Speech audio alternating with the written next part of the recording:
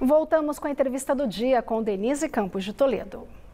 Nós vamos falar agora sobre os desafios para a expansão da atividade aqui no estado de São Paulo. Eu converso com a Zeina Latifi, que é secretária de Desenvolvimento Econômico. Zeina, boa noite. Boa noite, Denise. Bom, Zeina, eu queria saber quais são aí as estratégias para se tentar assegurar bons resultados para a economia do estado. São Paulo já teve um PIB superior ao da média nacional do ano passado. A recuperação do emprego foi mais forte do que a média também, mas os desafios estão colocados. Nós estamos num ambiente de inflação muito alto, aumento da pobreza, o desemprego ainda está muito elevado e tem uma perspectiva aí de desaceleração da economia para o ano que vem. E aí, como é que o estado de São Paulo atua para tentar minimizar esses problemas? Bom, Denise, desenvolvimento econômico não tem receita de bolo e envolve várias variáveis. Então, por exemplo, muito do desempenho de São Paulo tem a ver com investimentos históricos que foram feitos em infraestrutura, em educação. São vantagens comparativas, né, usando aqui o jargão dos economistas, que foram construídas. Mas é claro, como você falou, a gente tem uma situação conjuntural que às vezes exige uma outra caixa de ferramentas. Políticas públicas que já existem, mas que a gente às vezes tem que dar uma ênfase maior. Então, por exemplo, quando a gente pensa no mercado de trabalho, a taxa de desemprego, ela voltou, segundo o IBGE, para patamares mais próximos do pré-pandemia. Mas ainda é um patamar muito elevado, muito acima do que foi, né, daquele período anterior à recessão que durou entre meados de 2014 e 2016. Quer dizer, a gente está falando de uma taxa de desemprego no país ainda muito elevada. E aí, quando você tem pessoas que ficam muito tempo desempregadas, você tem que ter uma ação estatal, quer dizer, vale a pena, é necessário ter algum tipo de ação estatal, porque o desemprego prolongado significa que a pessoa vai ter dificuldade para se recolocar. Então, algumas políticas da secretaria são nessa linha.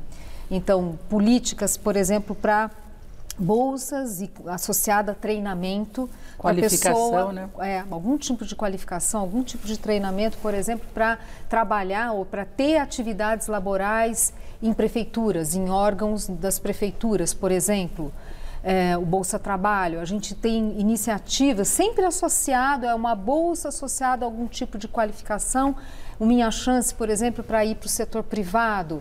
Aí tem políticas direcionadas ao empreendedor, tanto para empreender, né? quanto, quanto para limpar o nome, né? Nome limpo é uma das linhas. Por que eu estou falando isso? Porque o Estado ele tem que entrar para cuidar daquele que é o mais vulnerável e, obviamente, você pensar em qualificação e empregabilidade de determinados segmentos da sociedade, o setor privado não dá conta. Então, uma parte importante do programa da Secretaria é isso. Claro que a ambição de todos nós seja que lá, num futuro não tão distante, não precise disso, que a gente possa reduzir as metas. Mas esse ano, claro, em função desse quadro ainda frágil da economia, então as fichas estão muito fortes. Agora, Zeina, quando a gente comenta esse fato de São Paulo estar melhor do que a média em termos de resultados macroeconômicos, muita gente que mora aqui não tem essa percepção. Tem a pessoa que tem dificuldade, a questão da inflação é uma coisa que mexe muito com a sensação que a pessoa tem em relação à economia. Agora, São Paulo pensa em estratégias de investimento, e aí eu coloco a questão, por exemplo, nós estamos perto de eleições, isso coloca uma cautela maior na atração de capital externo, tem um redirecionamento agora que Rodrigo Garcia está à frente do governo? Olha, claro, tem uma certa continuidade, é claro, mas tem também, né, mudanças importantes. Mas eu diria para você o seguinte, só reforçando aquilo que você colocou, mesmo que o estado de São Paulo tenha resultados que são melhores que a média nacional, não quer dizer que a gente esteja satisfeito. Né? Nós estamos falando de um quadro de um país que passou por 2 recessões severas, que tirou pessoas do mercado de trabalho, que perdemos oportunidades de atrair investimentos para o país. Então, a gente precisa ter agenda ambiciosa. Então, acho que essa é a ideia do governo. Quer dizer, a gente precisa ser ambicioso, porque reconhecendo que não dá para blindar totalmente o Estado do contexto do país, né? Você falou da inflação, a gente está falando já, são vários meses seguidos com inflação de 2 dígitos que talvez não tenha uma acomodação tão rápido, até porque são vários fatores que geram essa inflação, inclusive fatores externos, mas são vários fatores que se somam. Não dá para blindar.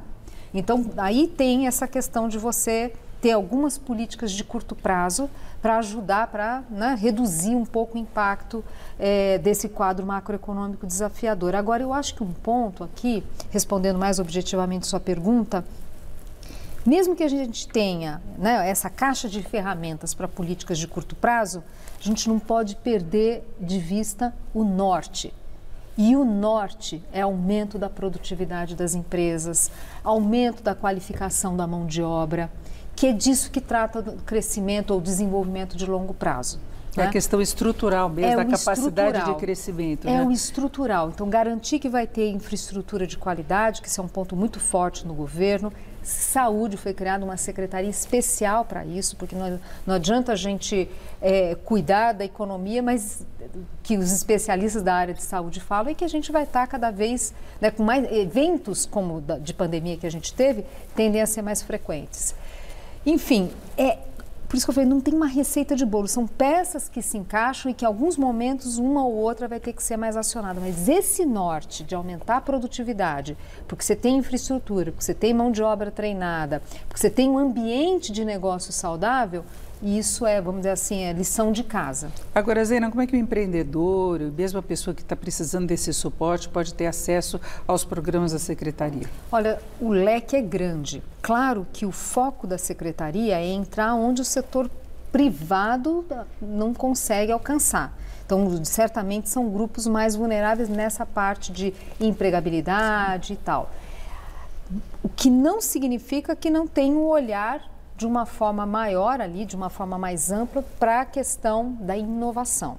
Então, o Estado de São Paulo tem parques tecnológicos, por exemplo, tem um ecossistema de inovação. É um Estado que investe em ciência e tecnologia para fomentar a inovação.